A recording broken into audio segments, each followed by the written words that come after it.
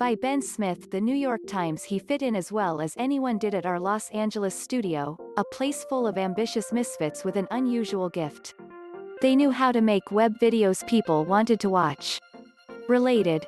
Former LA worker, Baked Alaska, arrested in Capitol riot probe. His real name was Antime Joseph Gionet, though he preferred others.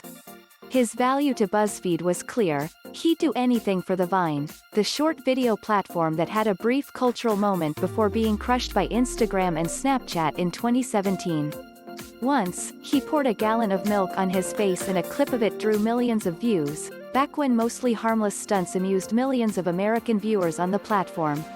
He was, in that way, a natural for BuzzFeed when he arrived in the spring of 2015, where I was editor-in-chief, overseeing the website.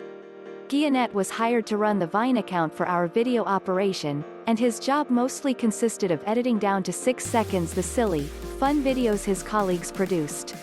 Within months, he took over a BuzzFeed Twitter account, too, drawing on his same intuition for what kind of video people would share.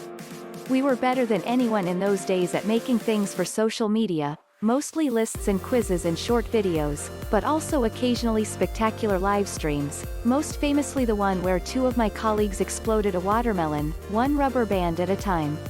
And so the language I heard from Gionet, now 33, on his livestream last Wednesday was familiar.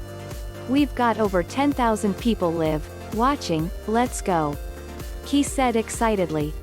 "Hit that follow button, I appreciate you guys." Gionet was standing inside the trashed office of Senator Jeff Merkley of Oregon, streaming from one of the few platforms yet to ban him, alongside other Trump loyalists who played with the telephone receiver and draped themselves over the furniture. It seemed an apt conclusion to a recent career arc that some might see as trolling or internet pranks, but is probably best described as performative violence. After I saw Gionet, I called up some of my old colleagues, who recalled him with a mixture of perplexity and repulsion. He was sensitive and almost desperate to be liked, they said, once getting extremely upset when someone made fun of his thick mustache and blonde mullet. 2 of his closest friends at the office at the time had different ethnic backgrounds and gender identities than he did, and they sometimes bonded over a sense of being outsiders.